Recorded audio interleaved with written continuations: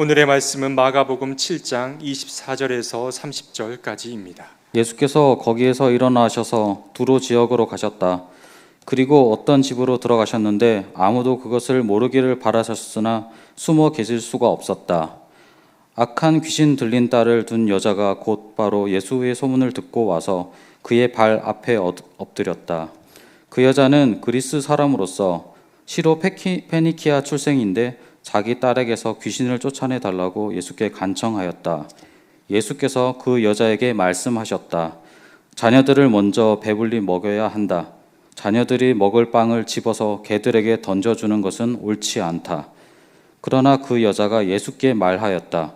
주님, 그러나 상 아래에 있는 개들도 자녀들이 흘리는 부스러기는 얻어먹습니다.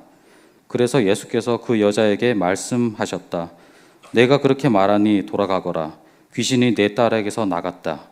그 여자는 집에 돌아가서 보니 아이는 침대에 누워 있고 귀신은 이미 나가고 없었다. 이는 하나님의 말씀입니다. 좋으신 주님께서 주시는 위로와 평안, 그리고 새롭게 하시는 은혜가 저와 여러분 위에 함께 하시기를 빕니다. 장마 전선이 북상하면서 서울과 경기권에 큰 피해가 발생했습니다. 제방이 무너지고 산사태가 일어나고 또한 집이, 공장이, 학교가, 또 시장이 침수되는 일이 벌어졌습니다. 한 인터뷰에서 어떤 어르신은 이렇게 말씀하셨습니다. 70평생 이렇게 많은 비가 한꺼번에 내리는 건 처음 보았다고. 장마는 곧 끝날 거지만 기후 위기로 인한 재앙은 계속될 것입니다.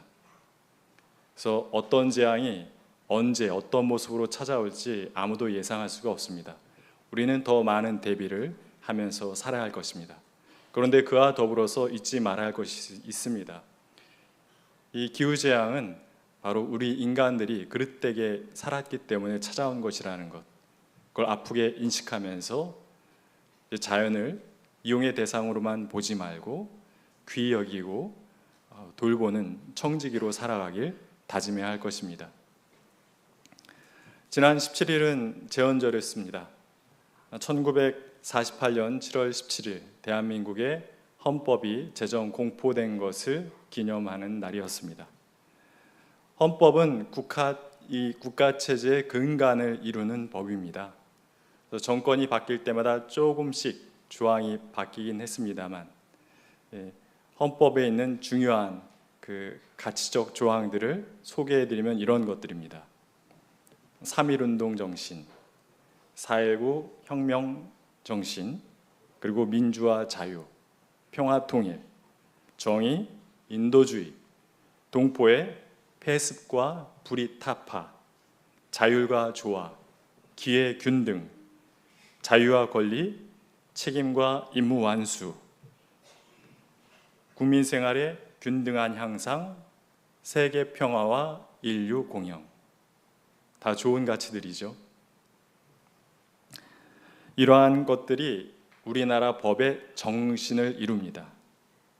우리나라 법에는 수많은 조항들이 있는데 그 법 조항들은 시대와 필요에 따라서 개정되거나 새로 만들어집니다. 그때 필요한 게 바로 이 헌법의 정신입니다. 헌법 정신으로 봤을 때 이 조항을 이렇게 바꾸는 게 좋겠다. 그 헌법 조항, 그 정신에 기반했을 때 이러한 새로운 법을 만드는 게 좋겠다. 이루어지는 것이죠. 그야말로 이 헌법은 우리나라 모든 법의 뿌리가 되는 그러한 법입니다. 근데 이 제헌절을 맞을 때쯤이면 저는 어떤 하나의 사건을 떠올리게 되는데요. 여러분들도 아시는 사건입니다. 88 올림픽이 끝나고 얼마 지나지 않았을 때 죄수들이 이송 중에, 이감 중에 탈주하는 사건이 벌어집니다. 그들은 서울의 주택가에 은신하면서 경찰의 수사망을 피했습니다. 그러다가 한 주택가에 들어가게 되었는데 그만 발각되었고 경찰과 대치하게 됩니다. 이 탈주범들은 그 집의 사람들을 인질로 삼았습니다. 이 탈주범들을 이끌었던 사람의 이름은 지강헌입니다. 그는 사실 잡범이었습니다. 돈을 좀 훔치는 그런 전과자였는데 돈 훔친 금액이 560만 원입니다.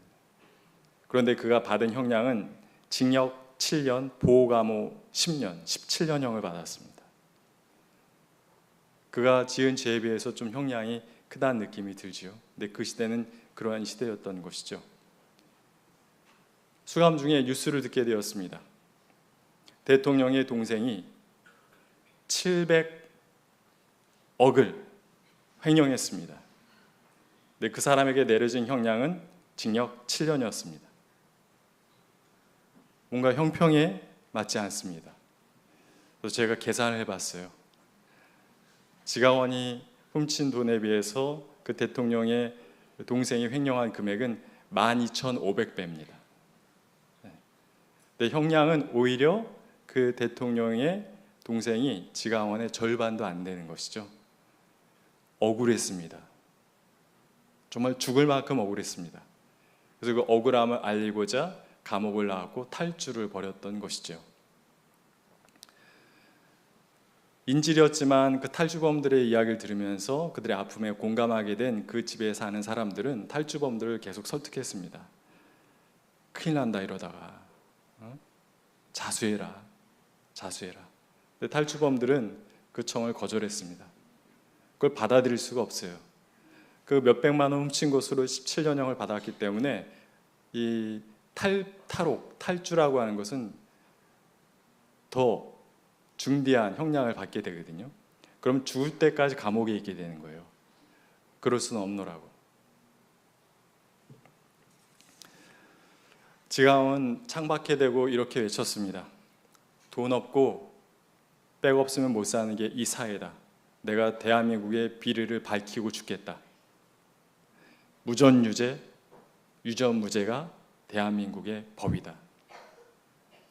그리고 그는 현장에서 죽었습니다. 안타까운 죽음입니다. 2011년에 여론조사가 있었습니다. 대한민국 사회에서 유전무죄, 무전유죄가 통용되고 있다고 생각하십니까? 라고 하는 여론조사였습니다. 무려 80%의 국민이 그렇다고 답했습니다. 정말 그런 일들이 자주 벌어지죠. 정치인들, 고위 관료들, 또 대기업의 총수들, 그러한 이들은 그들이 죄를 지었지만 그게 무혐의 처분되거나 아니면 지은 죄에 비해서 터무니없이 낮은 형량을 선고받기도 하는 일들이 일어나는 것이죠. 그러나 결코 유전무죄, 무전유죄가 우리나라 법이 될 수는 없죠. 우리 헌법 정신에 완전히 정면으로 반대되는 것입니다. 우리 헌법에는 균등의 정신이 있고 폐습과 불의 타파 정신이 있습니다. 결코 유전무죄, 무전유죄를 용납할 수 없어요. 그런데 문제는 어디 있냐? 실효적으로 우리 국가에서, 우리나라에서, 우리 사회에서 무전유죄, 유전무죄가 힘을 발휘하고 있다는 것입니다. 지강은 범죄자였고 역사 속으로 사라졌지만 우리나라의 법은 유전무죄요, 무전유죄라는 그의 외침은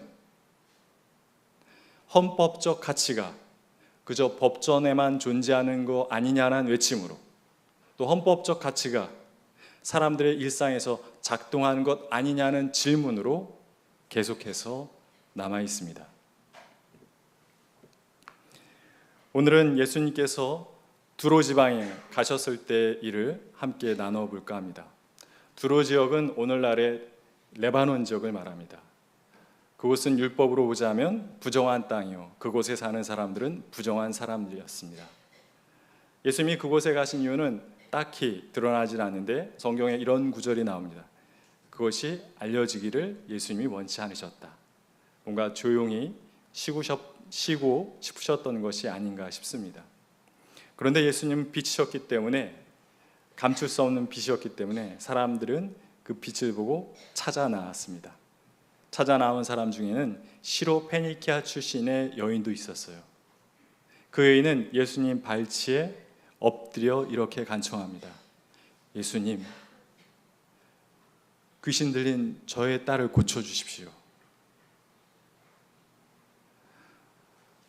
아픈 병자가 예수님께 나와서 병을 고쳐달라, 귀신 들린 자가 귀신을 쫓아달라, 혹은 그 가족이 나와서 그렇게 요청하는 것, 그것은 복음서에서 우리들에게 익숙한 풍경입니다. 그러면 우리들에게 익숙한 그 다음 풍경은 어떻게 됩니까? 예수님께서 병을 고쳐주시거나 귀신을 쫓아내주시는 겁니다. 그런데 오늘 본문은요, 낯설어요. 낯선 것을 넘어서 충격적입니다. 예수님이 그 여인을 향해서 이렇게 말씀하십니다. 먼저 자녀들의 배를 불리는 것이 맞다. 자녀들의 먹을 빵을 개에게 던져주는 건 옳지 않다. 일단 숨이 탁 멎죠. 우리가 아는 예수님 맞는가?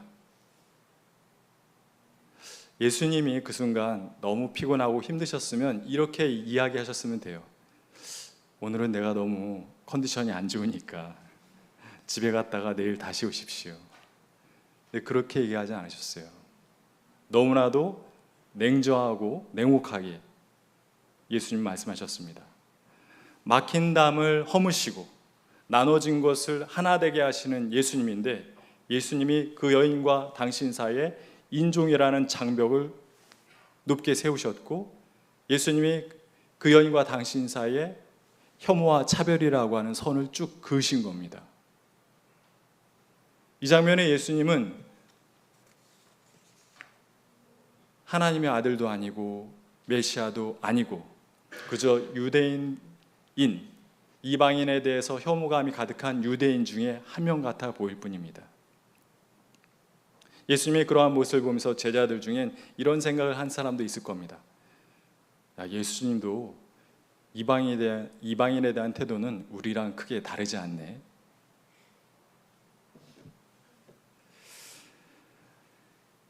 그런 예수님의 모습을 말씀으로 보는 우리도 당황할 정도인데, 그런데 그 시로페니키아의 여인은 전혀 당황하지도 않고 또 주눅 들지도 않았습니다. 그 여인은 힘차게 예수님께 이렇게 얘기합니다. 맞습니다, 주님. 그러나 개도 주인의 자녀가 상에 떨어뜨린 부스러기는 얻어먹습니다. 이 시로페니카 여인에겐 지금 대단한 믿음이 있는 겁니다. 어떤 믿음이 있습니까? 예수님 안에는 내 딸을 고칠 수 있는 능력이 있다는 믿음. 그게 너무 확고한 거예요. 그리고 또 하나의 믿음이 있어요. 저 예수님은 인종 간의 간극을 넘어서 당신의 그 치유의 능력을 내 딸을 위해서 쓰실 뿐이다라고 하는 믿음. 이 두 가지 믿음이 그 시로페니키아 여인에겐 강하게 있었던 겁니다. 근데 오늘 본문 속에서는 우리가 눈여겨볼 부분이 그저 예수님이 처음에 치료를 거부한 것뿐 아니라, 우리는 이 본문 속에서 예수님의 위치에 대해서도 좀 눈여겨볼 필요가 있습니다. 이게 예수님이 평소에 취하셨던 위치와 아주 다르기 때문에 그렇습니다. 예수님 평소에 인간들이 만들어 놓은 많은 사회적 기준들, 인종, 율법, 성별, 지위, 그런 것을 가지고 사람들을 차별하고 혐오하는 자들을 꾸짖으셨습니다. 그리고는 그러한 사회적 기준들의 질문인 자들을 찾아가 그들의 아픔과 고통을 치유해 주셨죠. 근데 오늘 본문 속에서는 그 예수님이 평소 계시던 위치에 예수님이 아니라 누가 있어요? 시로페니키아 여인이 있어요. 그리고 예수님께 꾸중을 듣던 사람들의 자리에 누가 있습니까? 예수님이 있는 겁니다. 근데 예수님은 그 여인의 요청을 거절할 수 없었습니다. 왜였을까요? 그 여인의 요청은 사실 예수님의 정신에 아주 부합한 요청이었기 때문에 그렇습니다. 비록 인종은 다르지만 사람들이 만들어 놓은 그러한 기준들에 의해서 억눌리고 짓눌린 자, 그를 치유하고 회복시켜주는 게 바로 예수의 정신이요 예수님의 뜻이었기 때문에 그렇죠. 그래서 이 시로페니키아 여인은 예수님의 정신을 가지고 예수님께 당신이 하시던 일을 행하시라고 이야기하는 겁니다. 그런데 그것만이 시로페니키아 여인에게 있었던 건 아닙니다. 또 중요한 것 하나가 시로페니키아 여인에게 있었고 그것이 예수님의 마음을 움직였는데 그건 무엇일까요? 이 시로페니키아 여인에게는 예수님이 병을 고칠 수 있는 능력이 있는 분이라는 믿음과 또한 예수님이 인종의 장벽을 뛰어넘어 그 치유의 능력을 행하실 분이라는 믿음과 또 하나 있었는데 그 또 하나가 무엇이냐면 바로 사랑입니다. 당신의 자신이 사랑하는 딸, 그 딸을 회복시키기 위해서 그 어떤 일이라도 감내하겠다라는 어떤 모욕이라도 내가 견뎌내겠다라고 하는 그 어머니의 사랑, 그 사랑, 사실 그러한 사랑은 예수님의 사랑이기도 했던 것입니다. 예수님이야말로 율법과 성전 체제와 로마 그 체제 밑에서 신음하는 백성들, 하나님의 백성을 구원하기 위해서 그들과 맞서시기를 주저하지 않으셨습니다. 그 어려움을 기꺼이 받아들이셨어요. 당신의 백성을 구원하시기 위해서, 사랑하기 때문에. 그래서 이 성경 속에서 보면요, 시로페니키아 여인의 모습은 사실 예수님 본인의 모습이기도 했던 것입니다. 그래서 예수님은 그 여인의 청을 거절할 수 없었던 것입니다. 이 이야기가 들려주는 바는 무엇일까요?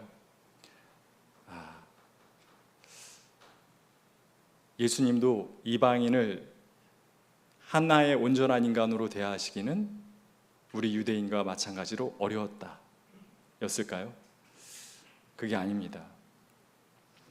예수님은 제자들에게 말씀하고 계신 거예요. 너희가 그렇게 넘기 힘들어하는 인종 간의 그 선, 내가 넘었다. 사랑하기 때문에 넘었다.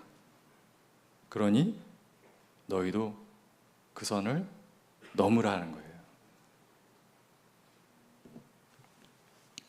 바로 그것, 사회에 너무 완고하게 쳐져 있는, 오랫동안 쳐져 있는 선이지만 그를 구원하기 위해서 그를 사랑하기 때문에 그 선을 넘는 것, 그것이 예수님의 법이었던 것입니다.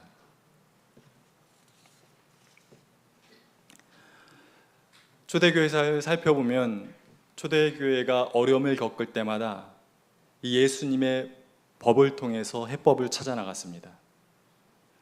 초대교회가 선교를 시작하자 부딪혔던 문제는 이방인들을 기독교인으로 만드는 것이었어요.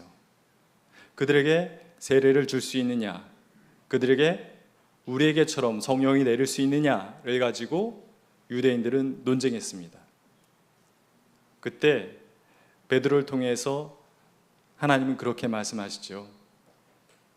내가 이방인을 깨끗하다 했는데 너희가 왜 더럽다 하느냐. 동일하다라는 것, 저들과 우리가 동일하다는 것을 초대교인들이 깨닫고 이방인들에게 세례를 베풀 수 있고 세례를 베풀 때 그들에게도 성령이 내릴 수 있다는 것을 인정했습니다. 또 거기서 끝나지 않고 또 이제 유대인들은 이방인들이 기독교인이 될 때 그들은 모세율법에 따라서 할례를 받아야 된다라고 주장했습니다. 그래서 모여서 회의도 했죠. 회의 결과는 이랬습니다. 우리가 구원받은 것은 예수님의 은혜를 통해서지 인종을 통해서 구원받은 것은 아니다. 그러니 우리를 향하신 예수님의 은혜가 이방인을 향해서도 동일하다. 그것을 인정하고 이방인들에게 더 이상 할례와 모세 율법을 강요하지 않는 결정을 했습니다. 예수님의 법에 따른 결정이었죠. 또 고린도 교회는 좀 더 직접적이었습니다. 고린도에 복음을 전하고 거기서 교회가 세워졌는데 사람들은 싸웠고 사람들은 온갖 이유를 들어 싸웠는데 하다못해 하나님이 주신 은혜, 은사, 누가 받은 은사가 더 큰가를 가지고 싸웠습니다. 방언을 받은 자, 예언의 은사를 받은 자, 서로 자기가 높다고 싸웠습니다. 그러자 바울 사도가 제시한 해법은 무엇입니까? 여러분, 제가 여러분들에게 제일 높은 은사를 소개하겠습니다. 그것은 방언도, 예언도, 병고침의 은사도 아니요, 바로 사랑의 은사입니다. 사랑으로 길을 찾아 나간 것이죠. 로마 교회도 마찬가지였습니다. 로마 교회도 유대 기독교인과 이방 기독교인이 서로 다름을 들어서 싸울 때 바울은 그렇게 이야기하죠. 유대 기독교인, 이방 기독교인 모두 다 똑같다. 어떤 의미에서 모두 죄 아래 죄인이다. 그리고 은혜 안에서 다 구원의 가능성이 열려 있는 자들이다. 다 똑같다. 평등한 자들이다. 예수의 법,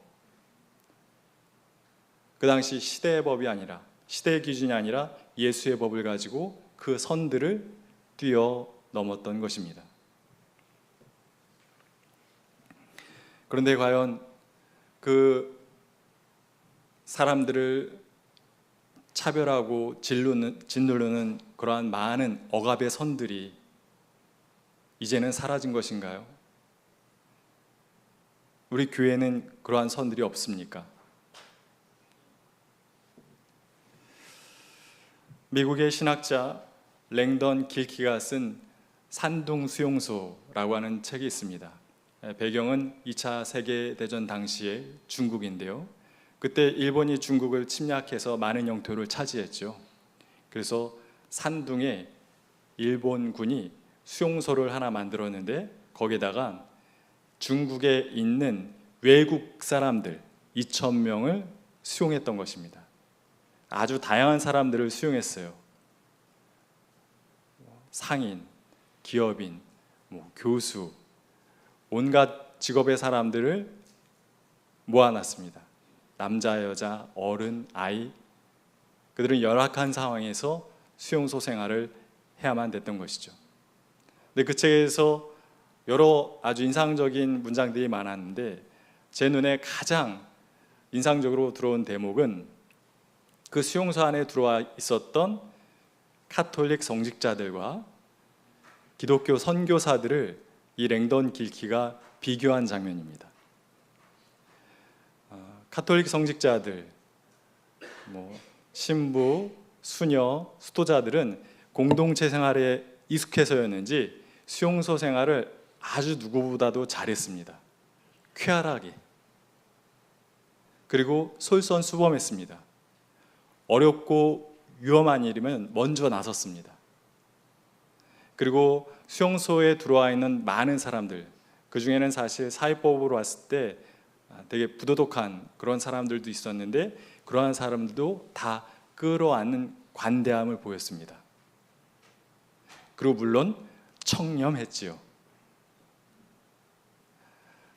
그들을 랭던 길키는 이렇게 표현했습니다. 그들은 수용소 안에 하나님의 은혜를 불어넣는 은혜의 통로였다.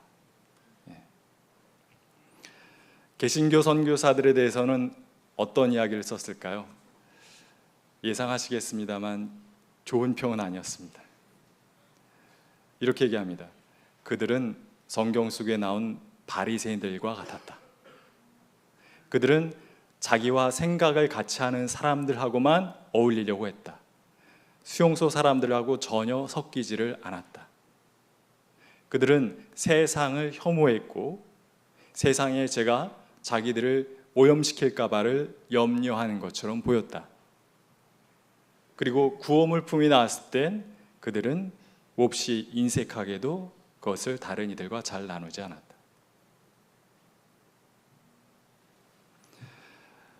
교황청의 영향력으로 이 수용소에 들어와 있었던 카톨릭 성직자들이 수용소를 나가게 되었습니다.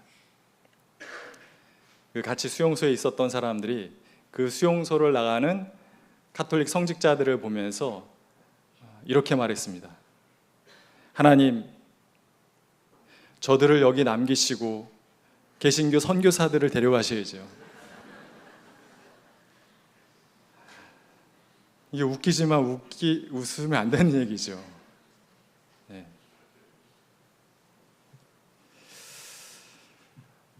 랭던 길키는 이렇게 얘기합니다. 사람이 타인을 도울 수 있는 길은 경건함이 아니라 사랑이라는 것을 알게 되었다. 하나님의 무조건적인 사랑의 복음을 엄격한 율법에서 해방하기 위해 설립된 개신교가 시간이 흘러 카톨릭 형제들 속에서 죄인을 사랑하시는 하나님의 사랑을 보고 배워야 하는 이 엄청난 역설. 개신교회가 엄격한 율법주의가 되었다. 개신교 안에는 율법적 경건이 넘치지만 사랑은 부족하다. 라고 하는 이 길키의 비판을 저는 부인할 수 없었습니다. 아쉽지만, 안타깝지만. 교회 헌법은 무엇입니까? 사랑이죠. 교회 헌법은 사랑입니다. 교회 모든 법은 이 사랑에서 기인해야 합니다.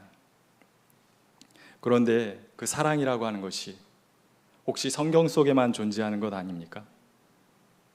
성경 속에는 말과 글로만 사랑이 존재하는 것 아닙니까? 사랑이 교회 안에서 역동적으로 역사하고 있는지요?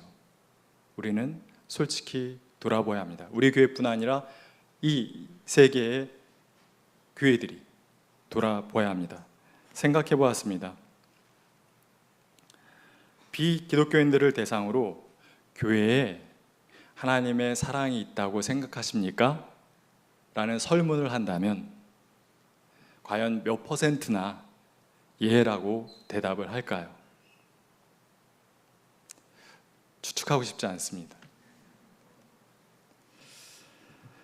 우리에게는 저마다 법이 있습니다. 그런데 어떤 사람은 자유와 평화를 말로는 이야기하지만, 입으로는 이야기하지만 삶으로는 억압과 폭력에 가까운 삶을 사는 이도 있습니다. 그리고 어떤 사람은 매일 하나님, 성령님, 예수님을 말하지만 실제 삶으로는 자기 욕망에 충실한 삶을 사는 이가 있습니다. 내가 무슨 법을 따라 사는지는 나보다도 내 주변 사람들이 더 잘 압니다. 내가 말하는 게 나의 법이 아닙니다. 내가 사는 게 나의 법이고 내 살아가는 모습을 보고 주변 사람들이 이야기해 주는 게 그게 나의 법입니다. 예수님을 만났던 사람들은 예수님을 통해 사랑의 세계를 경험했고, 그래서 그 사람들은 사랑이 예수님의 법이라고, 사랑이 예수님의 계명이라고 고백했던 것입니다. 우리나라 헌법에는 좋은 가치들이 많이 담겨 있지만 사람들은 여전히 이 나라의 실질적인 법은 유전무죄, 무전유죄가 아니냐고 이야기하기도 합니다. 개신교인들은 복음과 말씀과 사랑을 이야기하지만 이 사회 사람들은 교회를 통해서 하나님의 사랑을 잘 느끼지 못합니다. 헌법과 성경이 문제가 있기 때문인가요? 그렇지 않죠. 그것을 살아내지 못한 우리들이 문제입니다. 물론 이 가운데는 잘 따라서 사시는 분이 있습니다.